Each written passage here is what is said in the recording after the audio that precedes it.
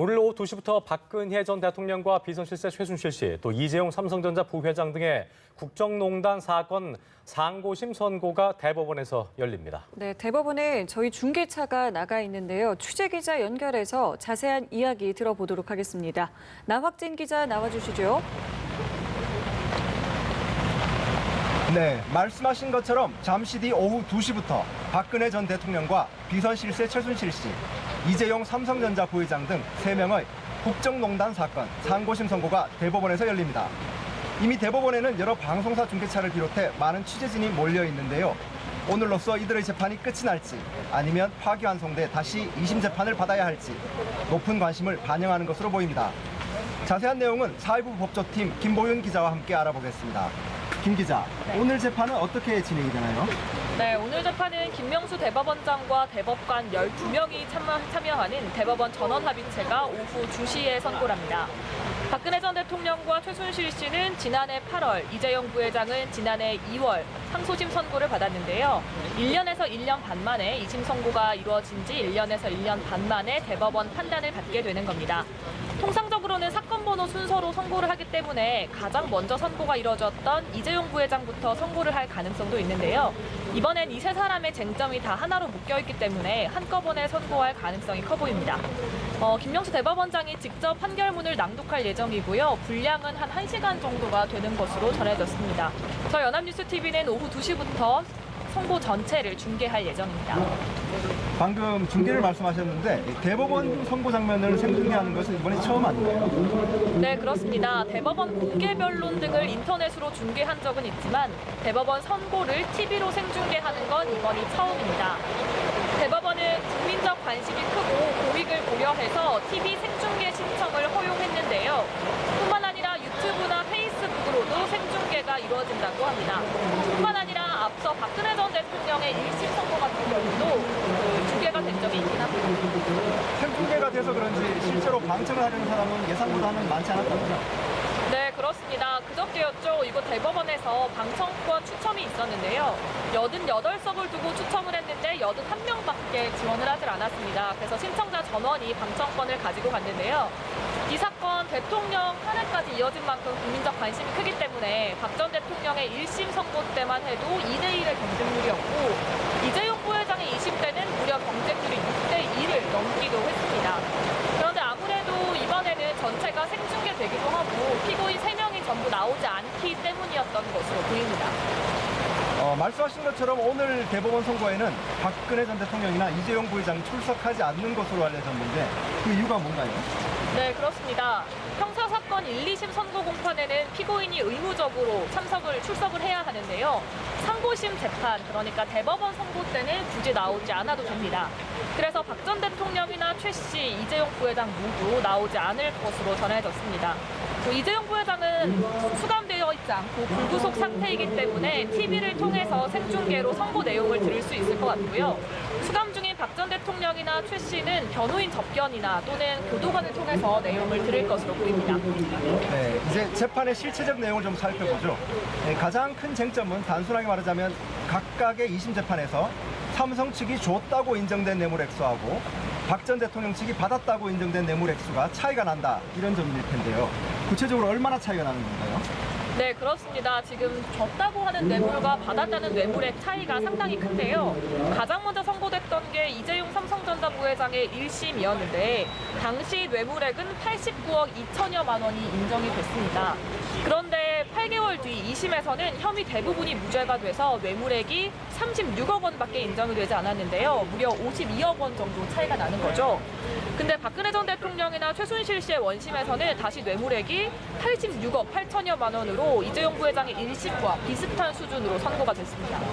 그럼 박 전 대통령과 이재용 부회장의 2심 재판에서 인정된 뇌물 액수가 한 50억 원 정도가 차이가 나는 셈일 텐데 50억 원이면 적지 않은데 어떤 부분에서 차이가 나는 건가요? 네, 그렇습니다. 가장 많이 차이가 난 부분은 말 3마리인데요. 말 3마리가 구입 대금, 그러니까 말값이 무려 34억 원이고 보험료만 2억 원에 달합니다.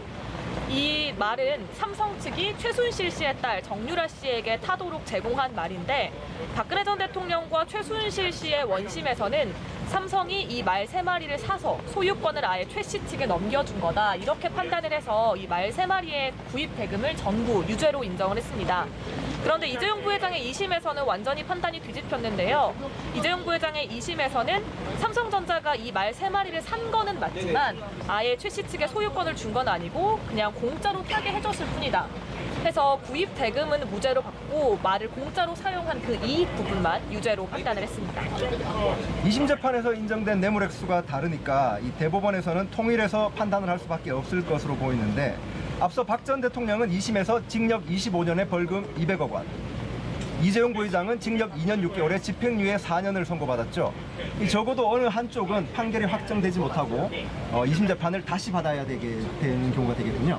네, 그렇습니다. 지금 뇌물액이 36억 원과 86억 원으로 50억 원 이상 차이가 나거든요. 그렇기 때문에 둘 중에 하나는 분명히 파기될 거라는 이야기가 있습니다.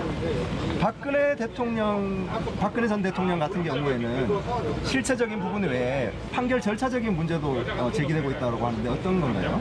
네, 그렇습니다. 지금 이 사건 국정농단 사건이 박근혜 전 대통령이 현직 대통령일 때 벌어진 일입니다. 그런데 공직선거법상 대통령이 재임 중 뇌물을 받은 경우로 기소가 됐다면 뇌물죄와 또 다른 혐의들은 분리해서 선고를 하도록 되어 있어요. 그러니까 뇌물죄는 징역 몇 년, 다른 건 징역 몇 년 이렇게 선고를 하게 되어 있는데 박근혜 전 대통령의 원심에서는 이 모든 혐의를 합쳐서 선고를 했습니다. 그렇기 때문에 이런 법 위반이라는 점으로 파기될 가능성이 있습니다. 정리하면 박 전 대통령은 일단 수뢰죄 부분을 분리 선고하는 문제로 파기 환송될 가능성이 커 보인다 이런 말씀이시고 네. 나아가 삼성 측하고 주고받은 뇌물 액수를 얼마로 보느냐에 따라서 이 부회장 판결이 집행유예로 확정이 되느냐 아니면 다시 2심 재판을 해야 되느냐 이런 문제가 생길 수 있다는 거군요. 네, 그렇습니다. 가정입니다만 대법원에서 인정된 뇌물 액수가 늘어난다라고 하면 이 부회장이 이번에 바로 구속이 될 수도 있는 건가요? 아니요, 그렇지는 않습니다. 우리 대법원은 사실심이 아니라 법률심만 하거든요. 그러니까 사실관계를 따지는 게 아니라 이 판단을 법적으로 문제없게 판단을 했는지 그 부분만 보는 거기 때문에 대법원이 양형을 정하는 경우는 거의 없습니다. 그래서 이 뇌물액도 유죄로 다시 한번 재판을 해봐라라는 취지로 서울고등법원으로 돌려보내게 되기 때문에 오늘 당장 형량을 정해서 구속될 일은 거의 없다고 보시면 됩니다. 계속된 가정입니다만 만약 대법원에서 그러면 말 3마리가 뇌물액에 포함되는 것이 맞다라고 판단을 한다라면 그 이후에 파기환송돼서 새로 되는 2심 재판에서는 이 부회장에게 그러면 실형 선고가 내려질 수도 있나요? 네, 그럴 가능성이 상당히 커진다고 볼 수가 있습니다. 왜냐하면 지금 이 뇌물액, 그러니까 뭐 말은 인정이 안 됐지만 뇌물의 상당 부분이 이재용 부회장의 사비로 쓴 게 아니라 삼성전자의 자금을 횡령해서 뇌물로 줬다는 구조거든요. 그런데 말 3마리가 지금 제가 아까 34억 원이라고 했는데 이 부분도 뇌물로 들어가게 된다면 삼성전자에서 빼온 자금, 그러니까 횡령 액수도 그만큼 올라가게 되는 겁니다. 그런데 이 횡령, 50억 원이 넘어가는 횡령이면 형량이 좀 무겁습니다. 최소 징역 5년 이상을 선고하도록 되어 있기 때문에 뭐 정상을 참작해서 조금 감경해 준다고 하더라도 다른 혐의들까지 있어서 실형을 피하기는 어려울 것으로 보입니다. 그렇군요. 말 3마리뿐 아니라 그 박 전 대통령과 이 부회장 2심 판결에서 동계스포츠 영재센터 지원금 16억 원 부분도 결론이 엇갈린 것으로 아는데요. 네. 특히 이 부분은 이 부회장의 경영권 승계라는 부정한 청탁의 대가가 있었느냐 그런 부분이 문제가 된 것으로 아는데 이 부분 좀 설명을 해줄 수 있습니까? 네, 이 부분 구조를 보면은요. 이재용 부회장이 박근혜 전 대통령한테 우리 지금 삼성의 경영권 승계 작업이라는 현안이 있으니 이게 잘 진행되도록 도와달라라는 부정한 청탁을 하면서 그 대가로 최순실 씨 측에 16억 원을 줬다는 내용입니다. 그러니까 이 16억 원이 들어간 곳이 최순실 씨가 설립한 영재센터라는 곳인데요. 박근혜 전 대통령과 최 씨의 원심에서는 이재용 부회장에게 그런 경영권 승계 작업이라는 현안이 있었고 부정한 청탁도 분명히 존재를 했고 그 대가로 영재센터에 16억 원이 간 게 맞다고 판단을 했습니다. 그런데 이재용 부회장의 2심에서는 반대로 나왔던 게 아예 경영권 승계 작업이라는 현안 자체가 없다고 판단을 내렸습니다. 그러니까 현안이 없었기 때문에 부정한 청탁도 있을 수가 없었고 그렇기 때문에 이 죄는 성립하지 않는다 이렇게 판단을 내렸습니다. 알겠습니다. 그러면 반대로 이 유죄가 인정된 박 전 대통령 2심에서는 경영권 승계 작업도 있었고 그에 따라서 부정한 청탁도 있었다. 이렇게 논리가 이어진 건가요? 네, 그렇습니다. 그리고 또 박근혜 전 대통령의 판결에서는 묵시적 청탁이라고 인정된 부분도 있다고 들었는데요. 그 네. 부분 좀. 묵시적 청탁이란 그러니까 이재용 부회장이 직접적으로 박근혜 전 대통령한테 우리에게 이런 현안이 있으니 잘 좀 봐주세요라고 명시적으로 부탁하지는 않았지만 이재용 부회장과 박근혜 전 대통령이 단독으로 면담을 한 자리에서 충분히 삼성에는 이런 현안이 있고 잘 양해해달라는 암묵적 동의가 있었다. 이렇게 판단을 한 겁니다. 그렇군요. 이 경영권 승계라는 부분은 현재 서울중앙지검에서 하는 삼성바이오로직스 분식회계 수사에서도 중요한 문제로 거론이 되는 걸로 알고 있는데요. 네. 이번에 대법원에서 승계 작업의 존재에 대해서 판단을 한다면 수사에도 영향을 미치게 될까요? 네, 그럴 수밖에 없을 것 같습니다. 지금 서울중앙지검이 삼성바이오로직스의 분식회계 의혹을 수사를 하고 있는데 검찰이 보기에는 이 분식회계가 이재용 부회장에게 경영권을 넘겨주기 위한 작업의 일환이었다고 지금 보고 있거든요. 그런데 만약에 대법원이 삼성에 그런 현안이 아예 없었다라고 판단을 하게 된다면 지금 검찰이 수사를 하고 있는 그 분식회계가 왜 이루어졌는지에 대한 그 부분이 흔들리는 거기 때문에 수사에도 영향을 줄 수밖에 없을 것 같습니다. 그렇군요. 이 삼성 측에서도 오늘 대법원 선고 결과에 촉각을 기울이고 있겠군요. 앞서 말씀드렸지만 이 부회장이 오늘 재판에 직접 출석하지는 않는데 생중계되는 만큼 TV로든 인터넷으로든 재판을 지켜보긴 하겠죠. 네, 그렇습니다. 이재용 부회장은 이 3명의 피고인 중에 유일하게 불구속 상태입니다. 그렇기 때문에 오늘 생중계 내용을 직접 볼 수 있을 것 같고요. 끝나고 나서는 변호인이 직접 입장을 밝히기도 한다고 합니다.